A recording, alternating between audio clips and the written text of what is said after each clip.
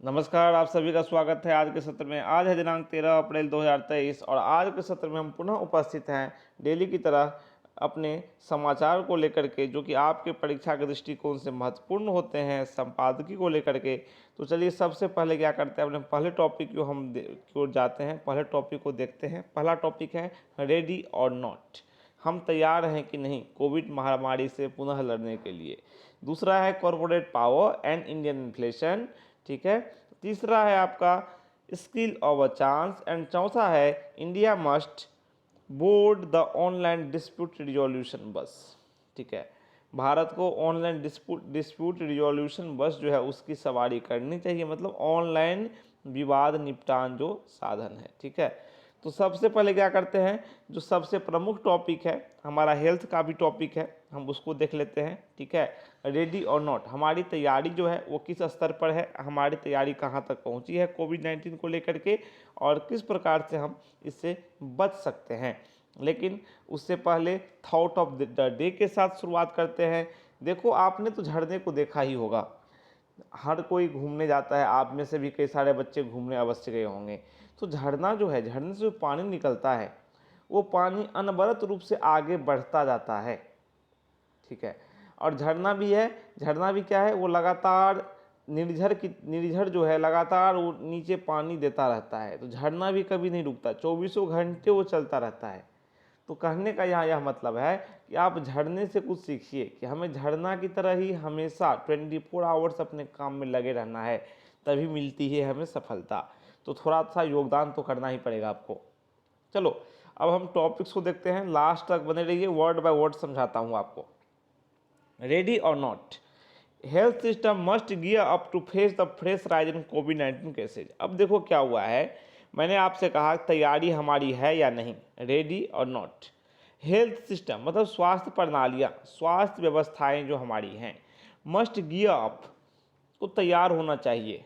स्वास्थ्य जो सुविधाएं हमारी उसको तैयार रहना चाहिए, किस लिए, to face the fresh rise in कोविड-19 केसेज, मतलब कोविड-19 जो मामले हैं उसमें जो अभी नए वृद्धि हैं उससे निपटने के लिए स्वास्थ्य प्रणालियों को तैयार रहना चाहिए, समय आ गया है। The better part of management is preparedness. Management जानते हो ना, एमबीए लोग करते हैं, ठीक है, मैनेजमेंट का ही कोर्स है ये, ठीक है। मैनेजर जो होता है, ठीक है, उसके बाद फिर ये और भी सारी जो कई कई मैनेजमेंट मतलब होटल मैनेजमेंट है, ठीक है। तो कहने का मतलब जो मैनेजिंग वाली बात हो जाती है, तो मैनेज कैसे करोगे, जो प्रिपेयर्डनेस है ना, तैयारी जो है वही सही मैनेजमेंट है। अगर मान लो बीमारी से आपको लड़ना है, बीमारी के खिलाफ आपको मैनेजमेंट दिखाना है, तो तैयारी आपकी होनी चाहिए, preparedness. Unless a certain clairvoyance inspired by evidence is possible and systematic are ready। देखो आपको यहाँ पे समझना पड़ेगा, ठीक है। अनलेस क्या होता है, यहाँ पर देखो कि सिस्टम जो है जब तक साक्ष्य से प्रेरित एक निश्चित दूरदर्शिता संभव नहीं है, ठीक है। और सिस्टम जो है, ठीक है, और सिस्टम जो है ready, system are ready, system तैयार है।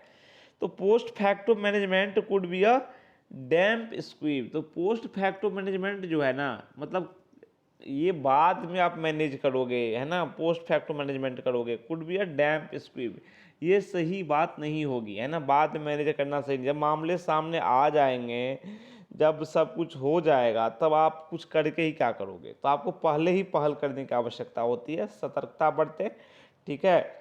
और आपसी दूरी जो है, सोशल डिस्टेंसिंग का पालन करें, और हेल्दी डाइट्स खाएं, ना कि आप फास्ट फूड खाएं, ठीक है।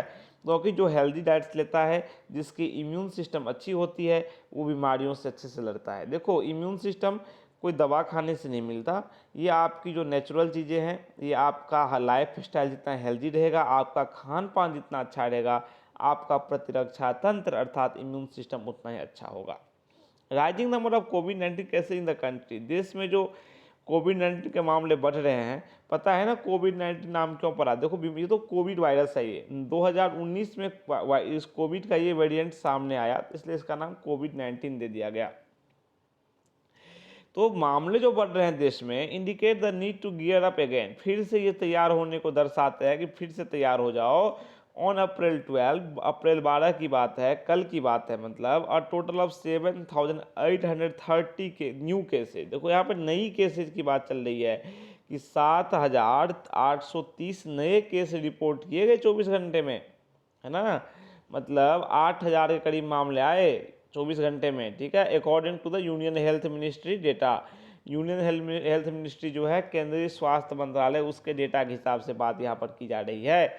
Possibly the highest in over 200 days, क्योंकि संभवतः ऐसा लगता है कि यह पिछले 200 दिनों में ये सबसे बड़ा आंकड़ा है कि कोविड केसेज का। There are over 40,000 active cases in the country as on date. अभी तक एज ऑन डेट अभी तक 40,000 से अधिक मामले देश में हैं। और lineage of the Omicron virus called XBB.1.6 is said to be behind the current rapid proliferation of cases in the country। देखो क्या है, वायरस के वेरिएंट होते हैं, ठीक है। कोविड का जो ओमिक्रॉन है, ठीक है, ओमिक्रॉन वेरिएंट है, तो उसमें उसे नाम है दिया गया है XBB.1.16, ठीक है। कहा जाता है कि ये जो वेरिएंट है ना, अभी जो वर्तमान में केसेज बढ़ रहे हैं उसके पीछे यही है, मतलब लोग इसी से अभी संक्रमित हो रहे हैं, ठीक है। फैटेलिटीज आर ऑल्सो स्लोली इंक्रीजिंग, है ना, फैटेलिटीज भी धीरे धीरे बढ़ रही हैं, है ना, मतलब इससे होने वाली मौतें, मृत्यु दर being reported from states where there had been no death reported for months। और ये डेथ है या मान लो समस्याएं उन स्टेट से रिपोर्ट की जा रही है, उन राज्यों से आ रही हैं इसके समाचार जहाँ पे पिछले मतलब कुछ महीनों से कोई भी डेथ की रिपोर्ट नहीं आ रही थी, लेकिन अब आ रही है। It might be reassuring that initial studies of the behavior of XBB.1.6 show milder infection not requiring hospitalization। देखो इनिशियल स्टडीज जो हुआ है इस वेरिएंट के व्यवहार का, ये कैसे ट्रीट करता है, कैसे ये काम करता है, तो इस वेरिएंट से आप संक्रमित होते हैं तो आपको माइल्ड इन्फेक्शन होता है, हल्के इन्फेक्शन होते हैं जिसमें हॉस्पिटलाइजेशन की आवश्यकता नहीं होती, अस्पताल में भर्ती होने की आवश्यकता नहीं होती है।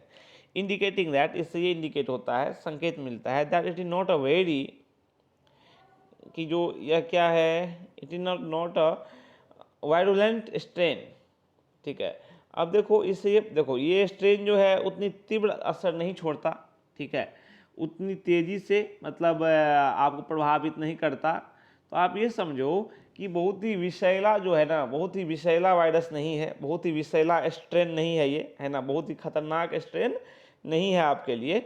हालांकि health system can scarcely afford to be under prepared, लेकिन जो स्वास्थ्य प्रणालियां जो है वो तैयार रह सकती हैं, तैयार रहना ही होगा, क्योंकि कई विषम परिस्थिति कभी भी आ सकती है। कोई नया वेरिएंट आ जाए, कौन कर सकता है, आप भी, है ना, आम जनता भी सतर्क रहे।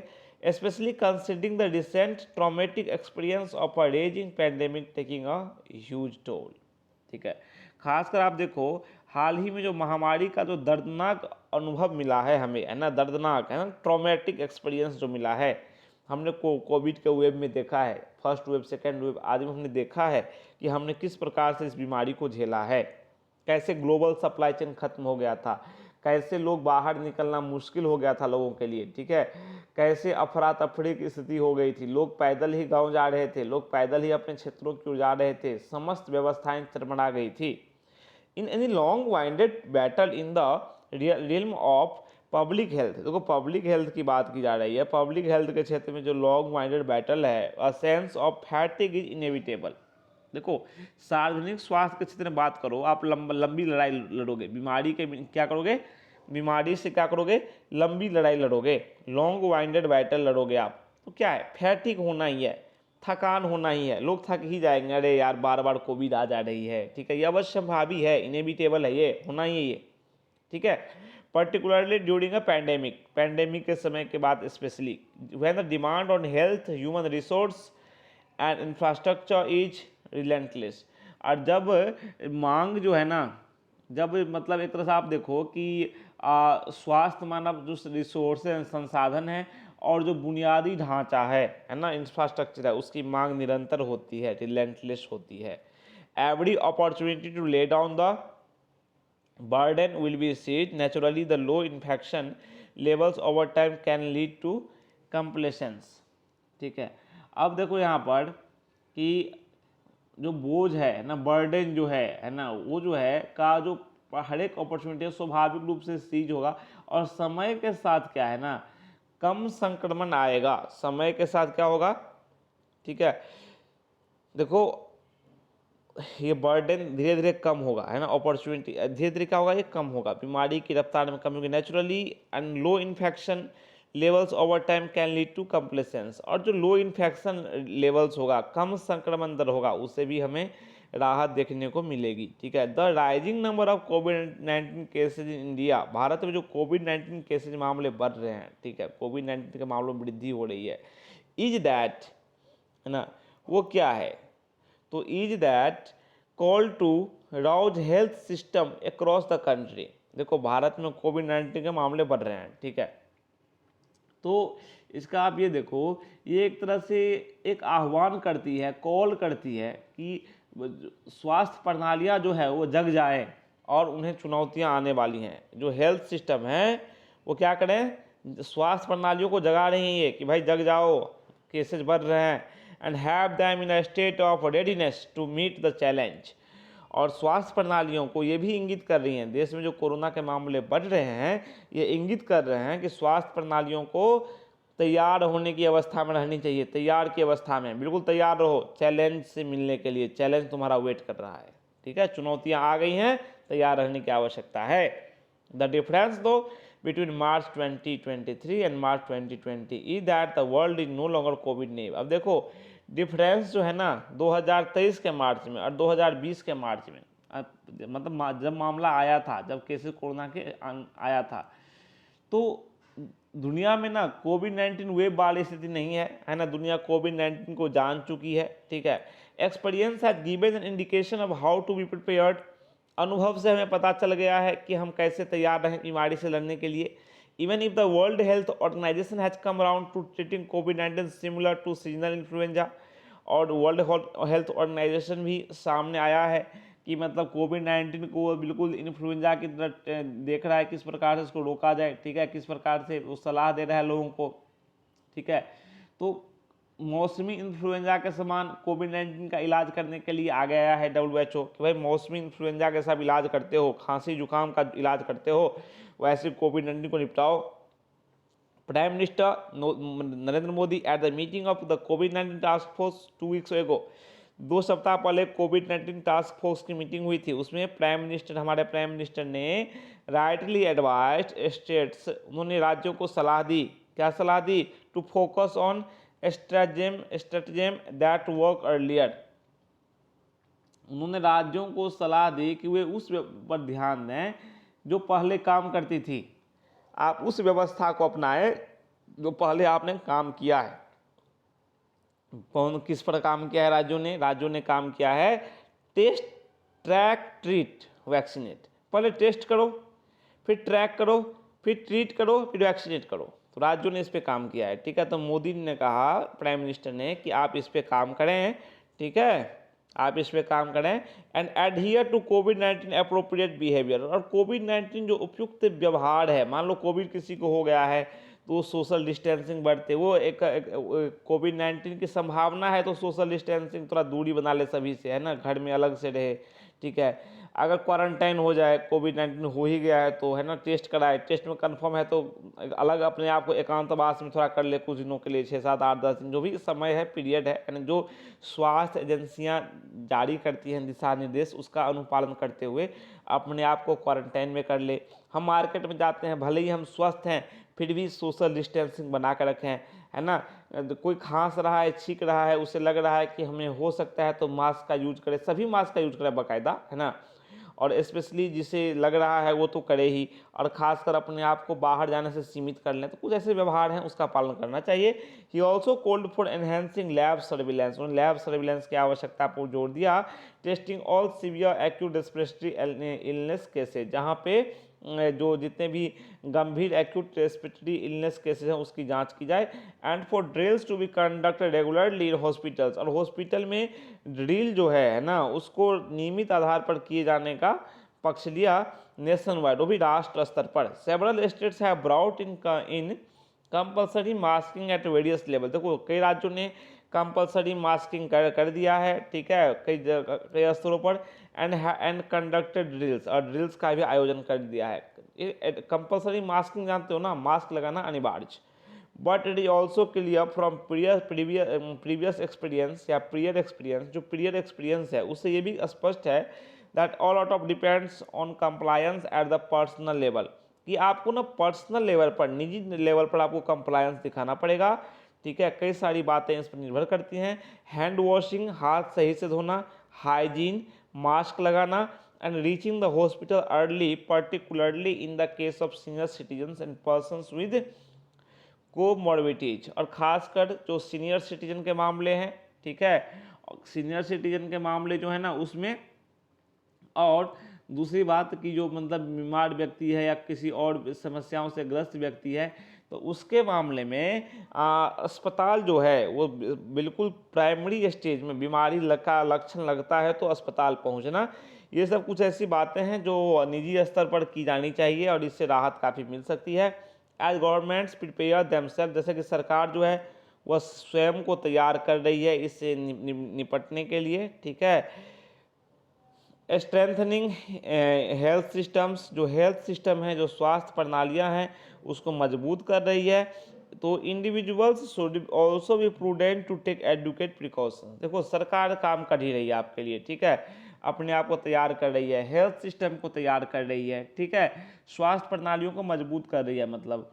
और वैसे तो इसी क्रम में आम जनता का भी दायित्व बनता है कि वो भी इंडिविजुअल जो हैं, ठीक है, इंडिविजुअल जो है वो भी क्या हो, प्रूडेंट हो, मतलब विवेकपूर्ण हो जाएं। विवेकपूर्ण मतलब अपने कर्तव्य के प्रति, कर्तव्य क्या है आम जनता का, टू टेक एडिक्वेट प्रिकॉशंस, कि वो पूरी तरह से सावधानी बरतें, पर्याप्त सावधानी बरतें, ये आम जनता का दायित्व है, ठीक है, ताकि कोविड-19 महामारी को रोकने में, इसकी पुनरावृत्ति को रोकने में आपका योगदान सुनिश्चित हो और एक स्वस्थ भारत का निर्माण आप करें, ठीक है। तो कोविड-19 के बारे में हमने पढ़ा, ये हेल्थ का टॉपिक आपका था, वर्ड बाय वर्ड हमने समझा, यहाँ पे डिस्कस किया, चर्चाएं की। आशा है कि आपको ये समझ में आया होगा। और भी टॉपिक्स हैं, आप उनका सेल्फ स्टडी करें, और कोई इशू आए तो हमें अवश्य बताएं। और आशा है कि ये जो संपादकीय है वो आपको समझ में आया होगा, जो बिंदु मैंने बताए, पॉइंट्स बताए, आपको समझ में आए होंगे। और जो भी वर्ड्स हैं आपको उसके हिंदी अवश्य आप लिख लें, ताकि आपकी जो वर्ड्स पर पकड़ है, जो हमने बताए हैं, ठीक है, इंग्लिश के वर्ड्स के हिंदी बताए हैं मैंने, ठीक है, तो उसको आप अवश्य नोट कर लें, ताकि आपकी जो पकड़ है इंग्लिश पर वो काफ़ी अच्छी बन सके और आप बाइलिंगुअली इंग्लिश हिंदी दोनों को समान रूप से देख सकें, समझ सकें। तो आशा यही कि आपको यह सेशन समझ में आया होगा। तो फिर हमें आज्ञा दीजिए, कल फिर मिलते हैं नए टॉपिक के साथ, कुछ नई जानकारियों के साथ। तब तक के लिए कहिए नमस्कार, थैंक यू, बाय।